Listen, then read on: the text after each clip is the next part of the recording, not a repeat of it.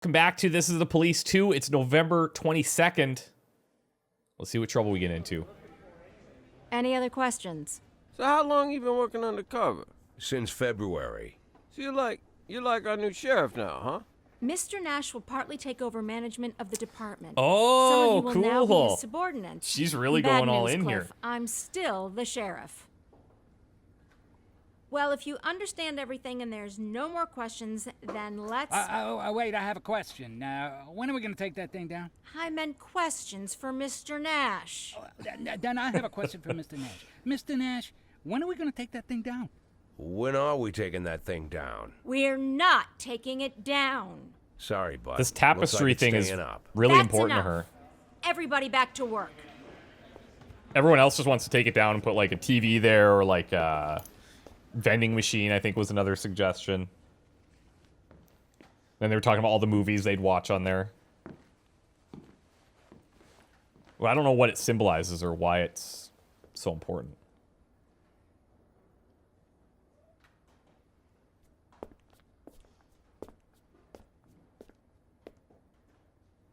It was Sheriff Wells who hung that tapestry here. Ah. He said that... Okay. He said he made me his first deputy because I was the only one who understood what it says. Well, now there's two of us. So it's sentimental. Okay, what do we got going on here? Maradian said I drank too much. I don't think I can hold it together today. Is that right? And then Penkin, Mr. Nash, I'm so glad to be on your team. Finally, we can get down and do some proper police work under the leadership of a real man. I'm ready to give it 100%. But there's one thing. I need to go with the guys from my funk band to Ripped into a guitar specialist so he can set up our instruments right. We're getting ready to perform a concert at our cousin's, and we can't cancel it. You understand. So I'll go quickly today, and tomorrow I'll be the first one through the door. Okay, Penkin. All right. So leaving the station on any task requires a cop's energy. When exhausted to the limit, a cop might not show up for work or fall asleep at the wheel and get into an accident. Okay. So energy at the bottom.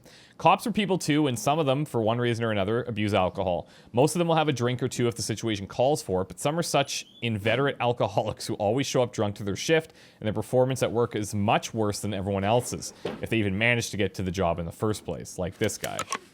A cop's characteristics determine how effective and useful they'll be in a given situation. Each cop can carry several items of equipment. The cop returns the equipment to the department when the shift ends. The only item that every cop always carries are a revolver and a knife. Okay.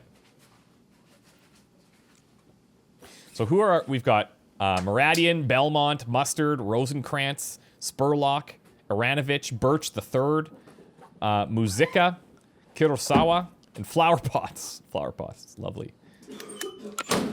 Choose a cop and select his equipment. Look, this guy have a patch? What does he got going on here? Shockers, pepper spray, and stun grenades disappear after use. Tasers expend a cartridge for every shot, but you can always rely on your baton.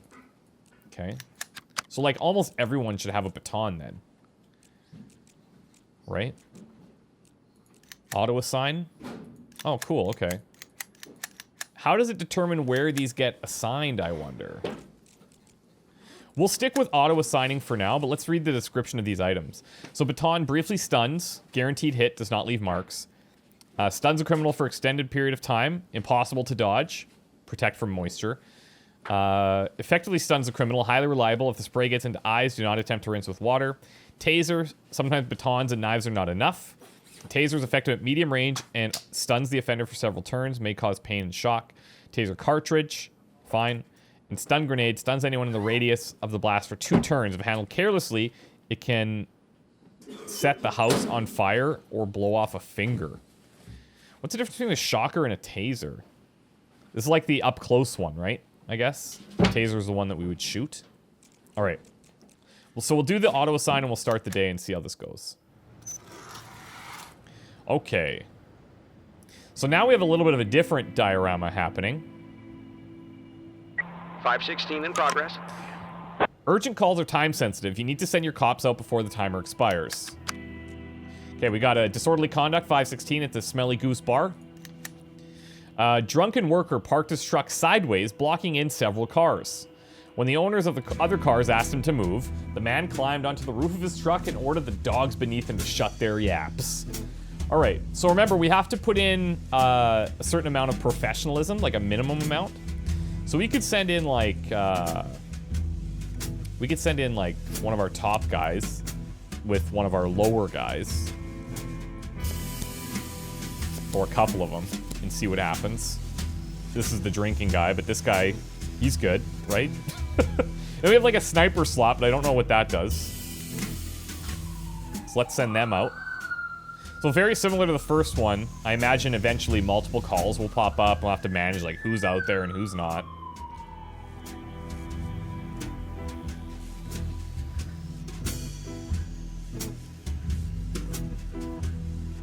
Good tunes too. What is this? Affairs, personnel. Okay, this is just where we like manage our people. Lock mustard. Shows us all of their perks. Interception, shooter, lucky shot. Gotcha. Kamatari Kurosawa. Virgil Birch III. Ari Aranovich. Pierce Rosenkrantz. Sandra Spurlock. Vanessa Flowerpox. Benedict Belmont. Mikola Mizika. And Arta Vazd Muradian. Alright. Cool. Okay, so crime scene in progress. No matter how good your cops are, they can't do it without your orders. All the difficult decisions are on your shoulders.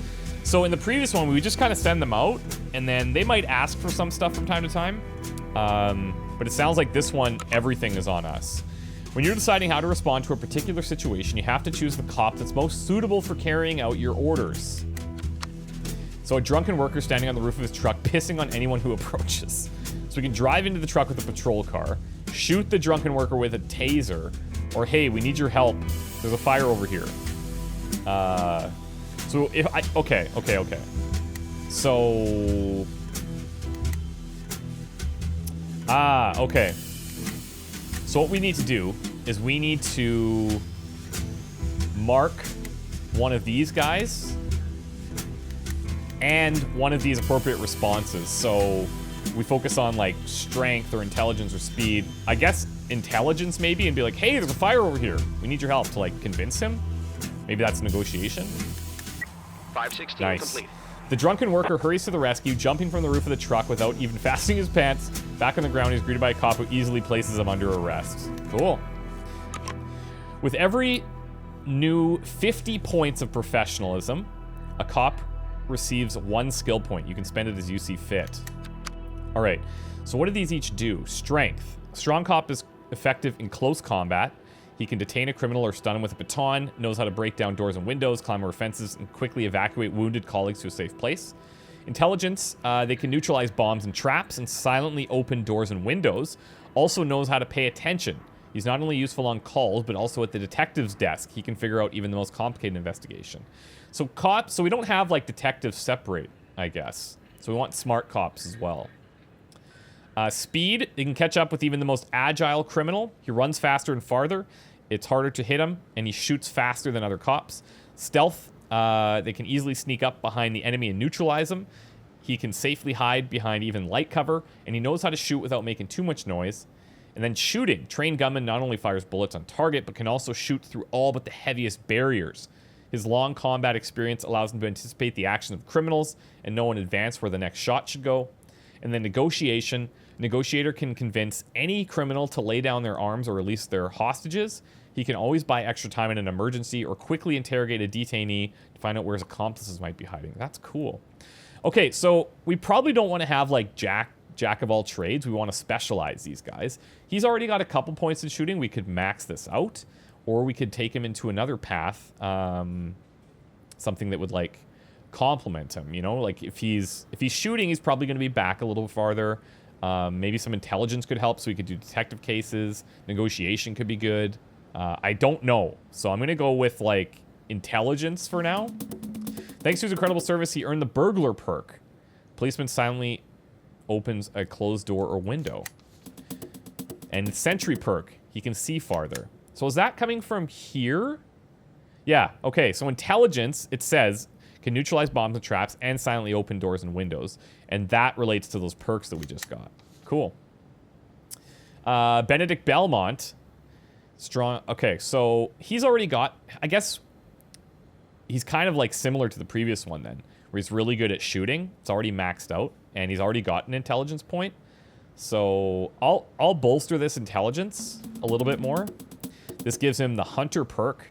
Disarm explosive devices and notices traps. So I guess the first one is you get the windows and the doors unlock silently. The second point, you get disarming explosive devices and noticing traps. And then warning friends about them. All right. 551 in progress. And Muradian, he needed to get 50. Not quite. Didn't make it there. But it seems like whenever they cross over that 50 threshold, then it's good. And they get that level up. Garmer Funeral Home. A girl entered the vault, stole an urn filled with ashes, and is trying to escape. All right, so what does that sound like? Probably, if she's trying to escape, then she's running. So we need somebody with speed, right? Rosencrantz? Maybe he can do this on his own. But having somebody else that, like, complements his skills, like, he doesn't have any shooting. He's really well-rounded, actually. Maybe taking somebody with a bit of shooting? Oh, we don't have anybody with shooting that's available. Let's send out flower pots here, just as some backup, and see how it goes.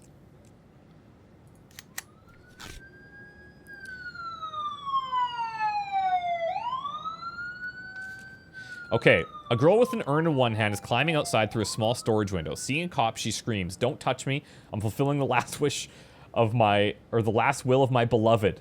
Her parents would rather die than let me destroy her ashes." Whoa. Convince the girl to try to reach an understanding with the deceased parents, grab her by the foot, or run out of the funeral home and intercept the girl in the street. So we could probably, so I'm looking at things like strength for like grabbing. Convincing would be like either intelligence or negotiation. Running out of the funeral home and intercepting the girl. So we have intelligence and negotiation with Rosencrantz. I'm going to try here. Try to reach an understanding with the deceased parents. 551 nice. complete. You're right. We must transform hatred into love. Otherwise, what's there to live for? The girl then surrenders to the police. The urn returns intact to its proper shelf. All right, cool. And he got a level up. Well, man, I guess if these guys are going out on missions, they're gaining these levels pretty quick, but they might just be near the thresholds. It'd be really cool to be able to see an overview of all of our cops on this screen, so we could see kind of what we're lacking in. We do have quite a bit of shooting. I think everyone should have some shooting, probably, as a police officer. So interception, that's that Overwatch thing we saw in the first one. Small bonus to accuracy and takes no penalty when shooting an opponent in cover. All right, cool. And then she got strength, intelligence. Let's give her... What do we want? I guess we could start specializing. We could give her... Let's give her intelligence. The Hunter perk. 573 in progress. What are we lacking? Negotiation looks like it's really low across the board. Same with... Well, we have a little bit of stealth there. Stealth and negotiation are lacking. Police impersonation, Beltway. A man in a police uniform is standing at the entrance to the city, slowing everyone down and demanding money. Okay, we need like 710 here. Let's send Spurlock. I guess the other thing to consider is their kind of fatigue at the bottom there, right? We'll send Spurlock, Iranovich, and Kurosawa. Or maybe we could send Belmont again, or even Flower Pots. But we should probably try and take people that are close to, like, that next level, right? So 10 points, 10 points, 10 points, and they all hit that 50 mark. Yeah, let's go. Nash, I'm not going to mess around with babysitting losers like Kamatari Kurosawa. Give me a normal partner, a professional? What? She won't go out with Kurosawa. Okay. Oh, yeah, why isn't he wearing a hat? What is this guy's deal? Okay, fine. What about Mizuka? Nope. Okay, so probably she has, like, maybe a threshold of people that she'll only work with. maybe like at a certain professionalism. Wow, not even Virchberg. Okay. What about Rosenkrantz? Now she won't go with this guy. Well, that is bizarre. Oh man, so we're gonna have to like learn. So she'll only go with like professionals. These guys are all under 300. Maybe that's the cutoff because she's at 340. So I'd imagine. Or maybe she'll only go out with people that are higher than her. Could be. That's cool. Also annoying, but all right. Now, I don't know if we have like a shift A, shift B kind of thing like we did in the first one. A man in a police uniform is standing on the side of the road counting some money. Turn on the siren, order to surrender, or hi there, colleague. I'm gonna share your earnings. We have negotiation intelligence here. We could order him to surrender, perhaps.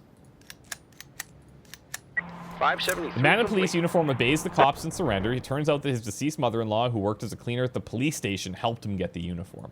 All right, cool. Nice, nice, nice. What do we want her to do? I think let's get some stealth going. Shadow perk. Spend an action, move right in front of an enemy without them even noticing. And Chameleon. Hides better behind small cover. Cool. And then he's got... Let's max out his intelligence. The location of criminals is highlighted for 1 turn. Works once per mission. That seems good. So far, pretty good day. Hey, all of our cases were a success. Let's see how we wrap this one up. Beer can tabs. Traditional currency in the sheriff's department. Really. You get tabs for successfully completing missions and lose them for losing criminals and getting civilians killed. You can spend your tabs on new cops and extra equipment. Okay, so plus 15, so 3 criminals, so 5 each. That's it. All right, cool. Pretty basic. All right, so we can hire these guys. Clayton, Aliev, or Hodges. With look at how their professionalism dictates their cost. 140 for 8, 700 for 20. The nice thing is that if you have like a well-rounded, super professional guy or a police officer, they can handle things by themselves and go on like any mission, right? Because I can see what's happening here where our guys are going to get really tired and some of them aren't going to come in and we're going to be short on staff. So like, is it better to save our tabs and try to get somebody like, you know, this guy's a really good balance and we're only 5 away. Or do we just hire this guy because we just need bodies, you know? Or do we buy new weapons? Like the stun baton, I feel like almost everybody should have one of those because it's guaranteed. It's, yeah, like this is interesting, man.